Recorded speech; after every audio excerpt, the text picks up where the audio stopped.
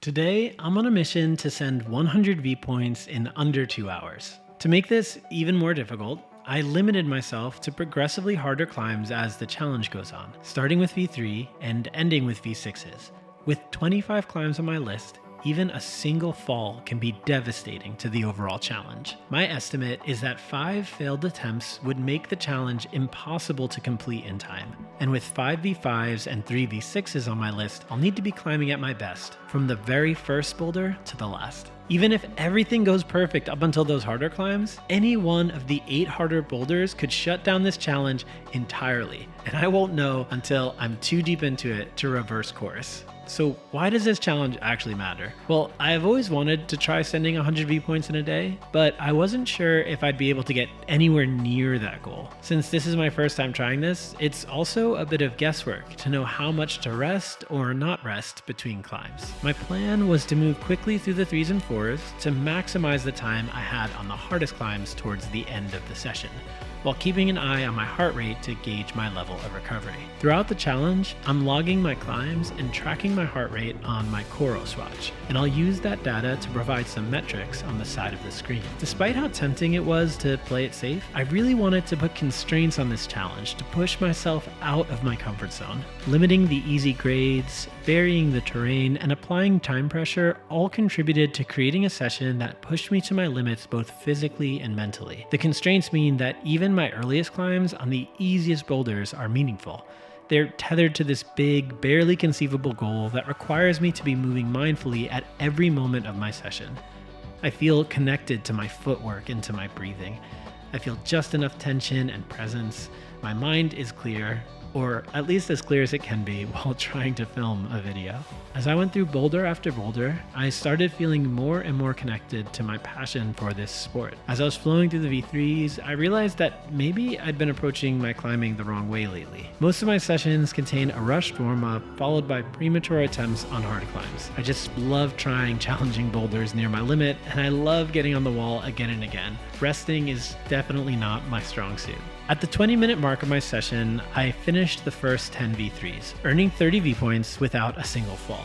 I chose to finish on a V3 that shares a start hold with a V4, and is one of the coolest V4s I've climbed recently. There's some challenging footwork at the end that almost gave me my first fall of the day, but I was able to try hard and stay on to keep the flash streak alive.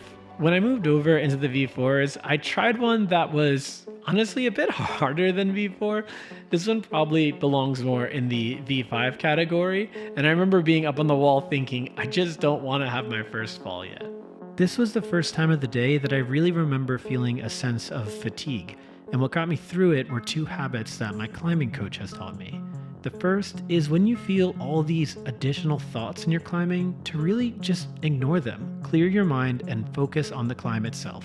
Specifically, focus on just doing your best every single move. Those 2 habits helped me push through the discomfort and distraction and send the climb when I easily could have fallen. As I was saying about varying the terrain, I also want to do some overhangs, so after that really crimpy V4, I try this blue V4 that's mostly just jugs. There is a little bit of challenging movement, but with some footwork it feels really fine and flowy. There's this one cross move where you want to bump your right hand, but instead you have to go left, and if you do that, it sets you up nicely to finish out the rest of the boulder. This next V4 is one of my favorite climbs in the gym right now. I love this back flag and cross. And then there's this huge right hand that's just so rewarding every time. I used to always cut when I did that move, but after I tried it a few times, I naturally started keeping my foot on, which was cool. It was a way of seeing how my connection to my feet was getting stronger, basically just making me a better climber. A lot of these climbs I'd tried before, but this blue V4 was my first time climbing it. The first moves looked a little bit challenging, but I had hope that as I went up the wall, it would get a bit easier. I felt like I could kind of just go for the top right here, but I played it safe since I'm trying to conserve energy and still got the flash attempt. This V4 utilizes smaller holds, and I thought I remembered it being simple, but when I jumped on, it wasn't as simple as I remembered. Being dynamic but trusting my feet helped me to link that farther move. One quick insight you can take from the climbing here is that when I get stuck, I'm instinctively moving the flagging foot. So I'm not overhauling the entire position by trying to find a new foothold or remove my hands. I'm just trying to find a sense of balance in the current position. So now I only have one V4 to finish out my V4 sections. And for that, I tried another climb that I haven't done yet, which is this purple V4. I spent a good amount of time reading it to make sure that I maximize my chances of keeping this flash streak alive, and I instantly did what I told myself I wasn't gonna do. I knew from reading the beta that I should have gone right hand first, but the left hand was just too tempting. I'm gonna cut out the top out here because it's basically just a shot of my butt as I flail on top of the wall, and nobody needs to see that. 45 minutes into my session, I completed the V4 portion, bringing me to 58 total climbs and leaving me with a significant amount of time to take on the harder boulders. For the V5s, I chose ones that were more body position intensive, but they were still pretty straining on my fingers specifically. This climb had felt easy when I did it pretty fresh. I think I got it on my second attempt, but man, did it feel desperate here. I think that at this point, the pressure started getting to me, and I thought, I'm bound to fall at any minute. I know that's like a really bad thought to have, especially in a challenge like this, but I still had to fight against the weight of that negative self-talk. This next climb is basically all body positioning to me. There is some, I guess, technical moves, some drop knees and stuff, and then a big dynamic move and a heel hook, but thankfully, because it's not crimpy, it definitely gave my fingers time to rest. I'd fallen off this move a couple of times when I had worked it originally, so I was really happy that this time I was able to get it with some good footwork. And I remembered that these moves up here were hard, so this time I just went for a high heel hook, which made the top out much easier. But now it's one of the hardest climbs of the entire session.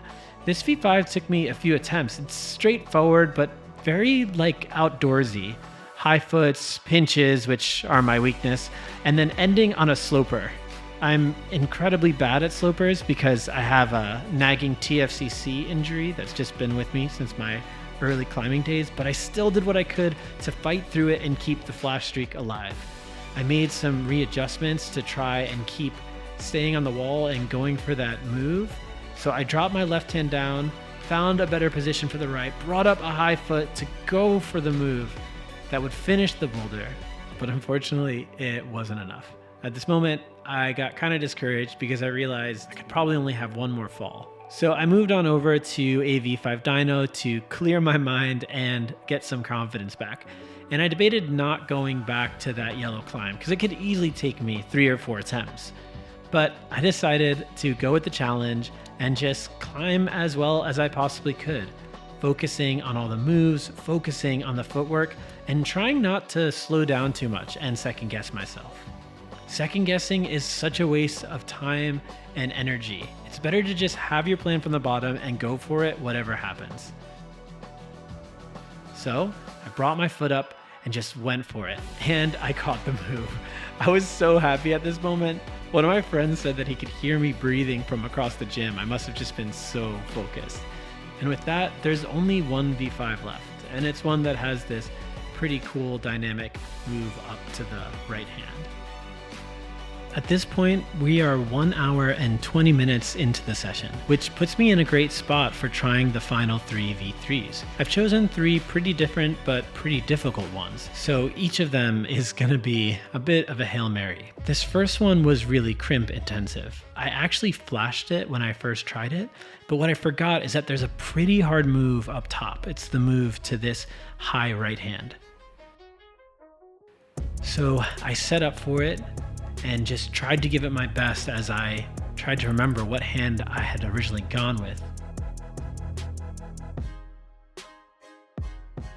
Notice here all the second guessing, looking for better positions. This kind of stuff kills attempts. I still gave it my best, but it didn't quite work out. One attempt is nothing to lose sleep over. Even though we're close to the end of the challenge, I'm doing pretty good on time. So I rested up a bit and jumped back on the wall with a more streamlined plan of what I was going to be doing. Just like that last V5 that I fell on, I told myself that I would just set up and go for it. No time wasted. And that was what I needed to finish it out. I ended up sending my first V6 on my second attempt, giving me 89 V points and 30 minutes to finish the rest of the V6 climbs and accomplish my 100 V-point challenge. This next climb is one that I really like, but the moves are somewhat technical. I cross over the hand when I should have gone under, and then I have to move my right hand out. I fell off, but I didn't worry about it too much. I felt like I could definitely get it on my next attempt. So here's that same move with more streamlined beta, and now it's a dyno with the left hand and then right hand matched to the top. And I got it, and I fell with my hand on the finish hold. Literally, I could not be any closer to sticking it, like 1% more, and I would have had it on my second attempt. Even worse is I know that that's a low percentage move, so if I missed it that time, I really have to get it on the next attempt, or else the goal of 100 V points might be dead in the water. I tried to focus. The next one was even worse. And at this point, I kind of started going full tilt. I went for attempt after attempt, getting nowhere. But I realized that I was going to have to change tactics, and I moved on to my final V6 climb to see if I could get a send and then circle back. When I first sent this, I felt that this V6 was one of the harder ones for the grade, but I'd spent some time projecting it and felt that I would be able to simply follow through on those same moves. And I definitely felt like I was flowing through. Here's the crux. A foot match, bring up the left hand, and that's it. But at the moment that I was switching my foot back, I made a mistake and fell. I rested a bit and gave it another attempt to try and correct that error, but I'd already done the hardest crux move, and trying to do it again just felt harder and harder each time. Here's me going for my third attempt with the time running. I've never missed this move to bring the right foot up, but on this third attempt, I did. I pulled as hard as I could, but as soon as I got onto the foot, I realized that it wasn't gonna happen. I wasn't gonna be able to complete it. I did still have time, so I tried as hard as I could to get the second V6, thinking maybe I could find the strength to get it in the final seconds of the challenge. I had gotten up to the moves, I had done it well, but it just wasn't enough.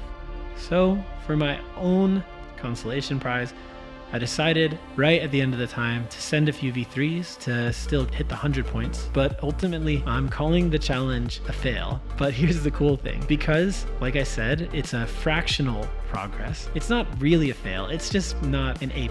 I was so close to my goal, but in the end, I didn't reach it in the way that I wanted to. But I do think I got something better than success. I got a deeper understanding of my abilities and a new arbitrary goal to set for myself. Because climbing is a game, and it's a sandbox game that we get to play in any way we want to. I even learned that my endurance was much higher than previously expected, because I went on to climb for 90 more minutes. I sent some new V5s and was even able to repeat this crazy dyno in campus because the first send was so embarrassing. I did some projecting on a V7, working on a slightly easier dyno to practice, and was able to land that, meaning that within the next week or so, I should be able to send that V7 project. If you've watched this far, I hope you find some inspiration for your own climbing journey and are able to set some goals that bring you some joy and fulfillment. I hope to catch you in the next one. See you later.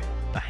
Thank you so much to COROS for sponsoring this video. I've been using my VERTIX watch day and night as an alarm in the morning, as a way to track my sleep at night, and of course, to track all of my sessions. I think this has been a tool to help revive my stoke for climbing and give me a new way to track and approach the challenges in my life in general. I hope you'll check out the product, and thanks for tuning in.